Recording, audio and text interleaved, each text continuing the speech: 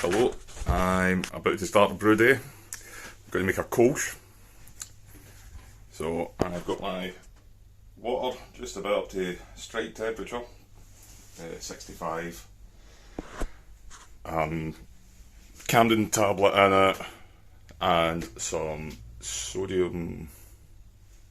calcium chloride in it, and sparge water heating up as well. I don't put any additions on that other than the Camden. Grain all weighed out. It is 5.2 kilo of Pilsner malt, and of that, half of it's Barca Pilsner because I had some left, and the other half is just Pilsner. I don't know what variety or type. I don't really think it makes a difference. And 200 grams of melanoidin. Yeast today, WLP 029, I think it is, German ale Kölsch yeast. 2 litre starter, all done. I've moved that into the firm fridge just now, just to chill it a little, get it to settle out, and then I'll decant the bulk of the liquid off it before I pitch. So that should be that should be more than enough viable cells in there. It's been on the stir plate since Wednesday afternoon. This is Friday afternoon, so it's definitely active, and actually quite a lot of bubbles coming off it, like it's carbonated. So I think it's viable. Although it's 3 months past its best, I think it will be viable. So I'm going to get mashed in now. Going to do it the incredibly slow, efficient way, hopefully. Tiny little coffee cup, and just do it gradually, like the late great Jim Payne suggested in his videos. So yeah, I'll get set up with our camera, just have that pointing at the grain father, and I'll get started. Cheers. So I've sped up the video here by about, I guess, a factor of 4. But rather than the last few brew days, I've kind of done a poor man's underlet and just filled the grain basket and then slowly lowered it into the water. Whereas today, as I said, from the late great Jim Payne's video, I think it's Tight Arse Tips for Brewers Volume 2, I'll put the link in. I'm adding the grain pretty slowly. Very small coffee cup, just a few cupfuls in, stir up through the bottom, through the middle, through the top. Probably going a little bit too fast at the beginning, but I think it's with having that little bit extra water, it's made the mash easier to do in. It's a bit thinner, didn't get much clumps at all. Also, nothing weird or wonderful in the grain bill, as has been said. So yeah, quite straightforward.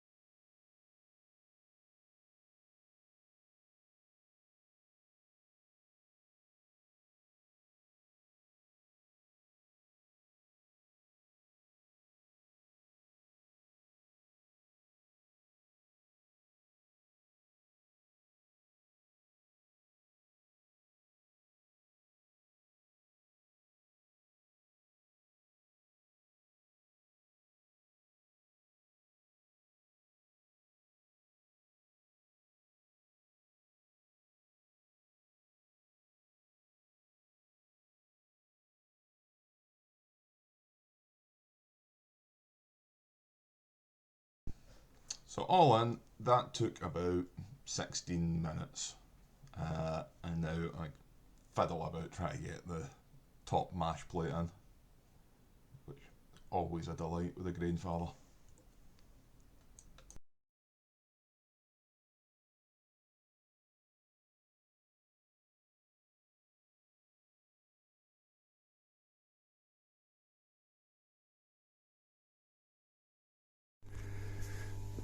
So I've now doughed in.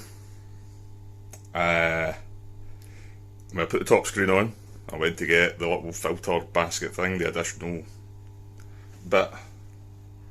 I found something inside it. I forgot to put on the fucking filter. So this goes on the pump inlet and the kettle. So this will be a real test for that additional back brewing filter screen that's on the bottom. Hopefully that should be enough to keep out a lot of the grain debris. I will be using a hop spider, which should then keep out most of the hops. I've also removed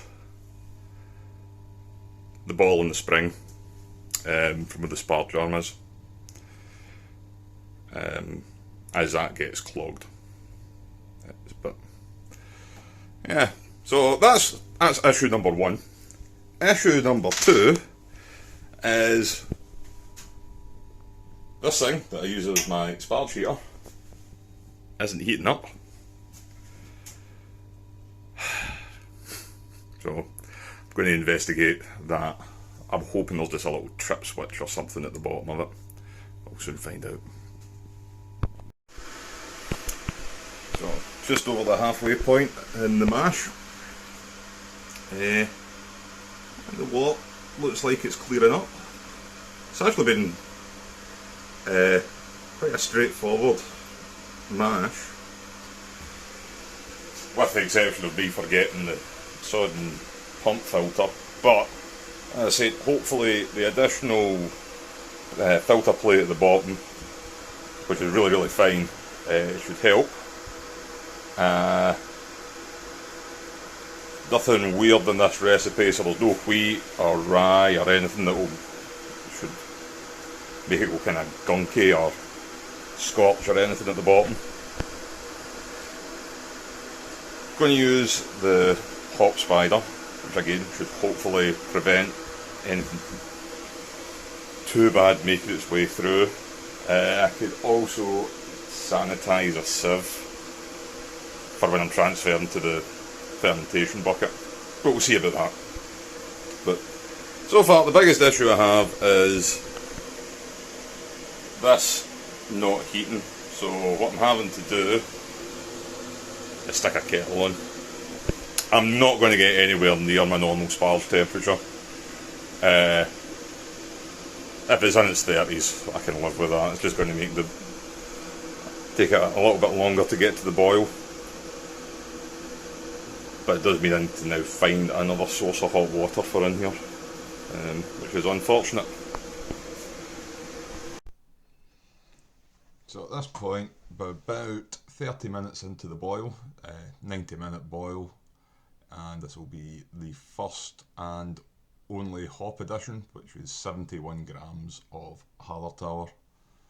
I was going to add it inside that tea egg, which would also then go inside the hop spider. But I thought that would just be absolute overkill, so I just tipped it in the hop spider.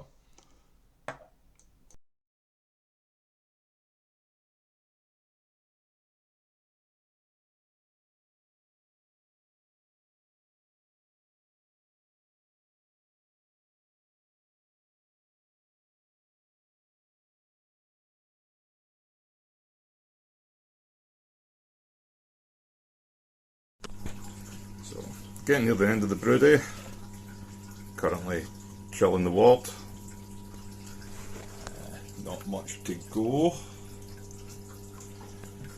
no blockages even though the pump's missing the filter. Once this stops, I will aerate the wort with a stainless steel paint mixer and an electric drill. Yeah, just for a minute or so. I think that's that. So, water's now aerated, as you can see. It's very foamy.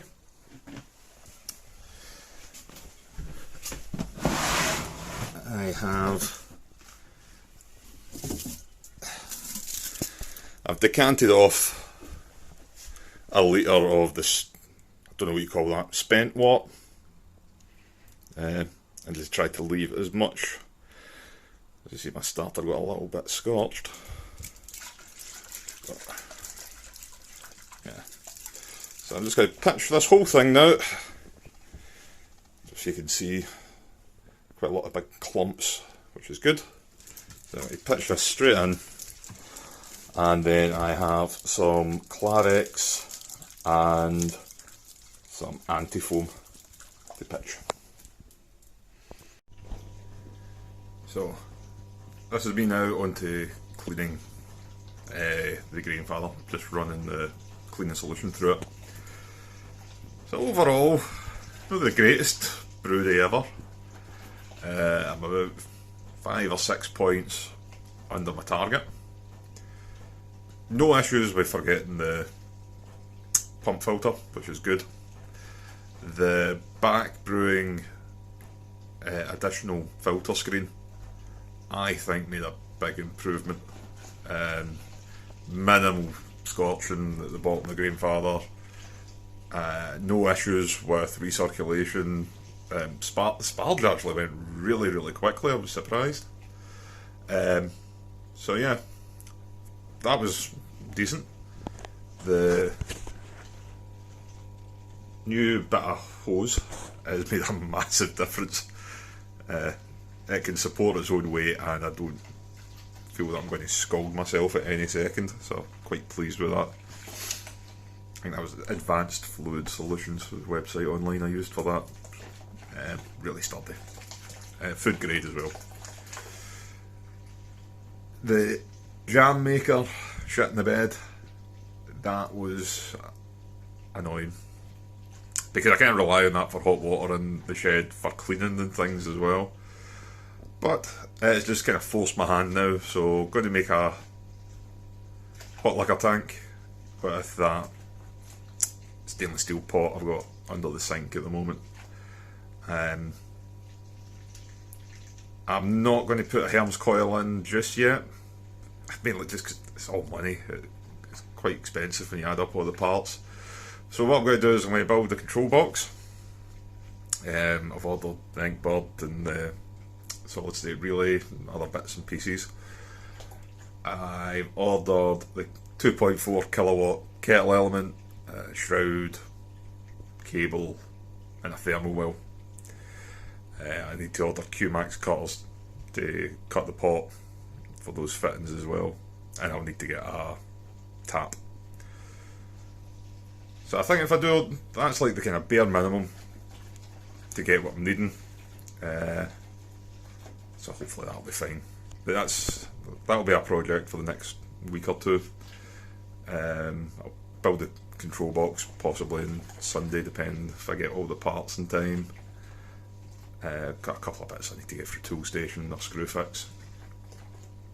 Yeah, at least if I build that, if that goes wrong in the future, I can. There's minimal parts I know what. It'll either be the ink bird's goosed, or the solid state relay's burnt out, or the element's done, and these are all parts that can be swapped out quite easily. Whereas with the jam maker, if I opened that up, I have a feeling I wouldn't know what I'm looking at. So yeah, Kölsch itself, it looks like it's going to be a nice pale straw colour and decent clarity. When I was doing the hydrometer samples, that looks, other than like the proteins from the Whirlflock, it looks crystal clear. So yeah, I'm going to put that on just now at 17.5 Celsius. I'll leave it at that for a day, and then probably on Sunday I'll start upping it by half a degree for a couple of days. See if I can get it to attenuate down quite a bit. So it should be 4.5, 4.6. Should be 5.1, but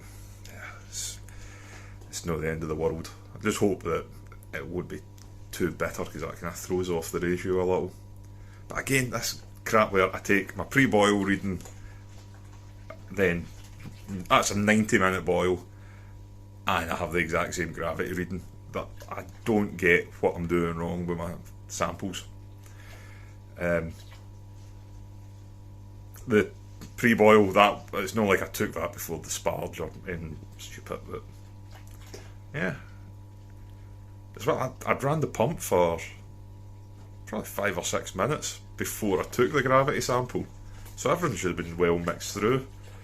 And because I'd forgot the pump filter, I ran the pump for a few minutes after the mash through the hop spider. I thought any wee bits of grain will get caught in that, and at least it won't stick to the element then.